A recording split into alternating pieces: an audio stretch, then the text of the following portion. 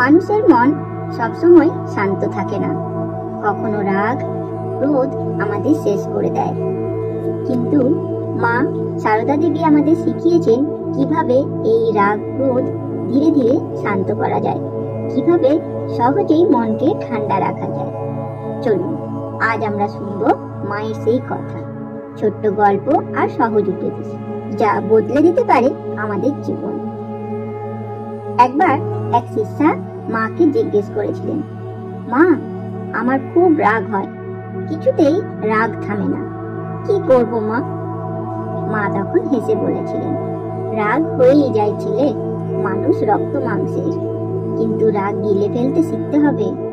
যখন রাগ হবে তখন কথা বলবি না, চুপ করে থাকবি।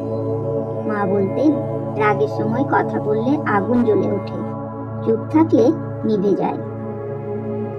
শ্রী শ্রী মা সারদা দেবী বলতেন, রাগ করা ভালো নয়, রাগ করলে নিজেরই ক্ষতি, আর কেউ কিছু ক্ষতি করতে পারবে না।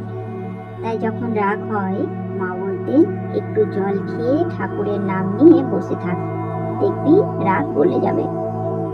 একবার এক সন্ন্যাসী মাকে জিজ্ঞেস করলেন, মা, আমার খুব রাগ হয়, লোকে আমার সঙ্গে অন্যায় করলে আমার সহ্য হয় না।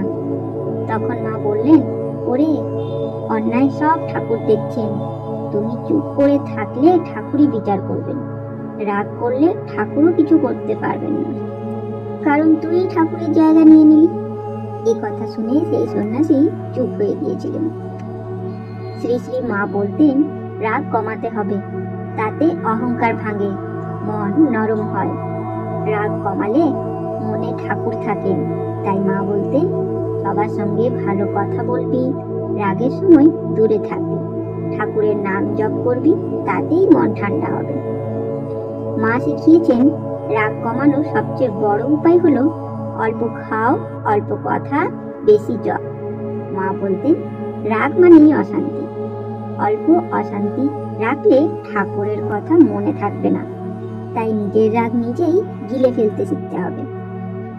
আজ আমাদের ঘরেও রাগ ক্রোধ ঝগড়া লেগেই থাকে। মা সারদা আমাদের শিখিয়েছেন, কথা কম, ঠাকুরের নাম বেশি, আর রাগের সময় জল খেয়ে চুপ থাকো। এই সহজ কথাই যদি আমরা মানি, আমাদের ঘর মন সব শান্ত থাকবে। জয় মা। বন্ধুরা, যদি আজকের এই ভিডিওটি আপনাদের ভালো লেগে থাকে, তাহলে অবশ্যই ভিডিওটিকে শেয়ার করে দেবেন আপনার বন্ধুর সাথে, যাতে মায়ের বাণী সবার ঘরে ঘরে পৌঁছে যায়। আর আপনার যদি এই চ্যানেলের ভিডিও ভালো লেগে থাকে, তাহলে অবশ্যই চ্যানেলটিকে সাবস্ক্রাইব করে রাখবেন, যাতে মায়ের আর ঠাকুরের বাণী সবার আগে আপনার কাছে পৌঁছে যায়। ধন্যবাদ।